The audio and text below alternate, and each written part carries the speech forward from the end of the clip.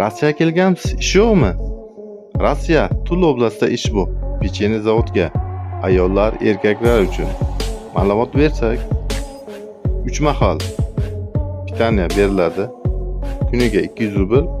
Yotoqxona besplatni. Dokumentingiz yo'qmi? Dokumentingizga qarashiladi, yordam beriladi. Marhamat, ishimiz juda yengil.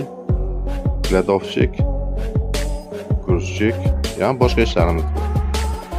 Oylik oyma-oy beriladi. Adres Rossiya Tula oblastida.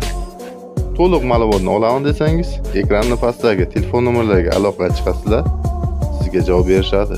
Marhamat. Bizda har kun ish bor. Ichkarida issiq kvartira bor. Yotoqxona besplatni. Hammani ishga chorlab qolamiz.